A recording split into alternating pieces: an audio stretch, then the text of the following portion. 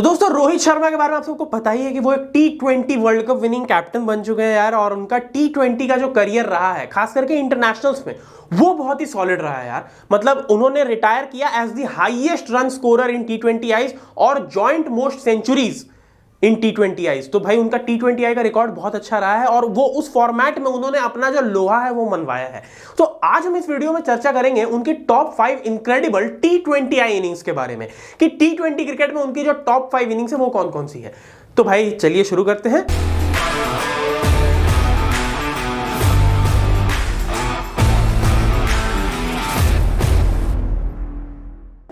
Hello guys, मैं हूं आपका होस्ट और दोस्त मयंक। आप देख रहे हो क्रिकेट स्टूडियो अड्डा। अगर आप चैनल पर नए आए हो तो प्लीज सब्सक्राइब करके बेल आइकन जरूर दबा देना। तो चलिए भाई नंबर 5 से शुरुआत करते हैं। नंबर 5 पे आती है रोहित शर्मा की 100 off 56 deliveries versus England in Bristol. जी हां, ब्रिस्टल में यह मुकाबला खेला गया था इंडिया और इंग्लैंड के बीच में, जहां पर इंग्लैंड ने पहले बल्लेबाजी करते हुए बहुत ही मेहनत 199 बना दिए थे। इंडिया को 200 रन बनाने थे मैच जीतने के लिए और सीरीज भी जीतने के लिए, क्योंकि यह सीरीज का डिसाइडर था।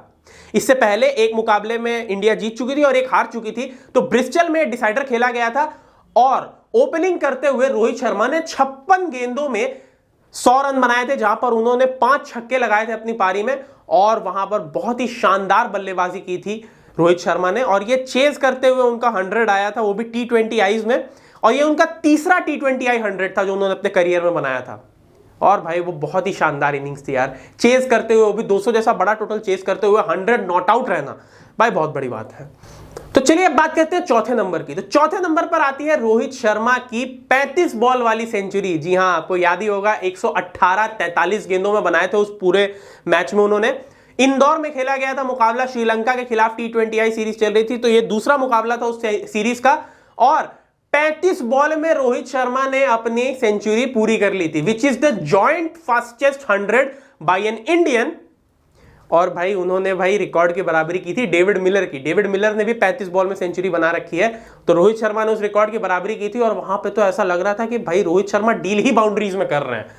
4 छक्के एक ओवर में, ऐसे चौके छक्के हर ओवर में कुछ ना कुछ तो आ ही जा रहा था रोहित शर्मा के बल्ले से।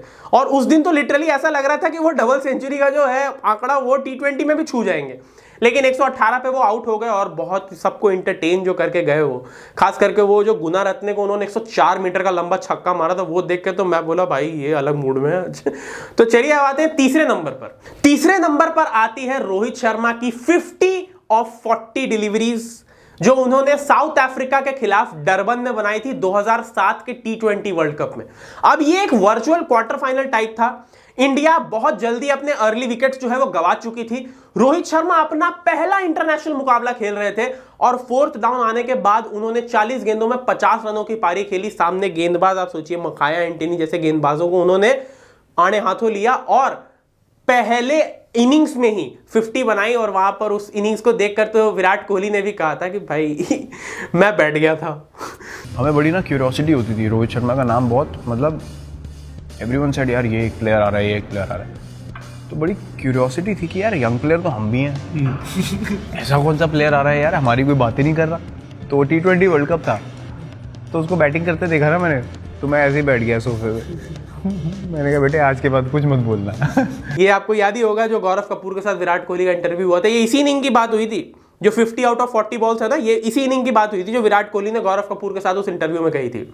अब आते हैं दूसरे नंबर पर। दूसरे नंबर पर आती है 30 ऑफ 16। जी हां, अब आप सोच रहे होंगे कि भाई रोहित शर्मा ने 5 सेंचुरीज बना रखी हैं अपने करियर में, आपने उनमें से सिर्फ 2 ही सेलेक्ट किए, बाकी 3 सेलेक्ट भी नहीं किए, और 30 रन की पारी दूसरे नंबर पर क्यों है? जी वो इसीलिए है क्योंकि ये पारी आई थी पाकिस्तान के खिलाफ 2007 के T20 वर्ल्ड कप फाइनल में। और अगर ये पारी नहीं होती तो शायद आज हम लोग 2007 का T20 वर्ल्ड कप का जश्न नहीं मना रहे होते। इंडिया की हालत खराब थी, ऑल्दो गौतम गंभीर एक तरह से टिके हुए थे, उन्होंने अपनी छोर को संभाले रखा था, लेकिन उनके जाने के बाद एंड फेज होता है उसमें रन बनाने वाला एक भी बल्लेबाज नहीं बचा था। और तब रोहित शर्मा आते हैं और 16 गेंदों में 30 रन की पारी खेलते हैं। The most effective innings of Rohit Sharma in his career मेरे हिसाब से, क्योंकि वो फाइनल मुकाबला था, वहां पर इंडिया को रन्स की बहुत ज्यादा आवश्यकता थी और उस समय रोहित शर्मा स्टेप अप करते हैं, एक यंग रोहित शर्मा जो लिटरली अपना दूसरा या तीसरा मैच खेल रहे हैं सिर्फ, वो स्टेप अप करते हैं, उन्होंने 30 रन बनाए 16 गेंदों में। तो इसीलिए मैं इस पारी को नंबर 2 पर रखता हूं। अब आते हैं नंबर 1 पे। तो भाई नंबर 1 पे जो इनिंग्स है, अब आप कहोगे रीसेंसी बायस या जो भी है, लेकिन कितने लोगों ने एक्सेप्ट कर रखा है कि भाई this was the best of Rohit Sharma we have seen in T20 Is. 92 of 41 versus Australia 2024 का T20 वर्ल्ड कप। ओ भाई साहब, वहां पे जो कुटाई हुई है वो मैंने उस लेवल का परफॉर्मेंस रोहित शर्मा से कभी नहीं देखा था। ऑल्दो उन्होंने श्रीलंका के खिलाफ 118 में भी उससे तेज बैटिंग की थी, लेकिन भाई वो इनिंग्स कुछ और थी। लाइक इंडिया का स्कोर 52 फॉर 1, रोहित शर्मा के 50 हो रखे हैं। इस लेवल की परफॉर्मेंस, और वो जो मतलब प्रॉपर रिवेंज था, वो 2023 के फाइनल की हार का रिवेंज था। मिचेल स्टार्क को एक ओवर में इतने रन मारना, 4 छक्के मारना, भाई मजाक नहीं है।